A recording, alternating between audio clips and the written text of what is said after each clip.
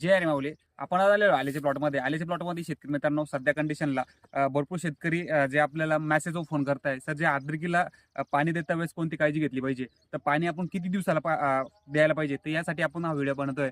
शेतकरी मित्रांनो, सर्वप्रथम जे पाणी द्यायचं म्हणलं आद्रकीला, तर प्रत्येक आपल्या जे की माती जमिनीवर सगळं अवलंबून असतं. जर प्रत्येक कोणाची जर जमीन प्रत्येक शेतकऱ्याची सारखी नसते, कोणाची काळी जमीन असते, कोणाची मुरपड असते, कोणाची खडकाळ असते. त्यानुसार आपल्याला पाणीचं जे नियोजन आहे ते नियोजन करायचं आहे. जर आपली जर काळी माती असेल तर काळी जमिनीला आपल्याला काय करायचं आहे, काळी जमिनीला आपण एक म्हणजे 8 दिवसामध्ये आपल्याला 1 दिवस म्हणजे 8 ते 10 12 तास आपल्याला जे मोटर चालवायची आहे म्हणजे पाणी द्यायचं, जेणेकरून जे आपलं हे बेड असेल ते बेडमध्ये टोटल जे बेड आहे हे पुरं ओललं झालं पाहिजे, म्हणजे पुरं ठिकाण आपल्याला एकदम ओलसर झालं पाहिजे. आता भरपूर ठिकाणी शेतकरी काय करतायत, तर प्रत्येक दिवशी 2-2 3-3 तास सोडताय, परंतु आपल्याला तसं न करता काय करायचंय, प्रत्येक जर काळी जमीन असेल तर 8 दिवसाला जा. जर आपली खडका असेल किंवा बर्डी जमीन म्हणतो आपण, तर तशी असेल तर आपण 4-5 दिवसाला आपण पाणी द्यायला पाहिजे. इथून पुढे जे काय टेम्परेचर वाढणार आहे, टेम्परेचर वाढल्यानंतर आपल्याला जे की पाण्याची आवश्यकता असते. आणि सध्या काय जे पाला बसलेला आहे, ते पाला आपण जे कंडिशनला असं दिसतोय, तर खाली पडलेला पाला आपला टोटल बेडवर टाकून घ्यायचा आहे, जेणेकरून ते बाष्पीभवन होणार नाही आणि पाण्याचा जे काही वरचा आपला जो माल असतो तो माल आपल्याला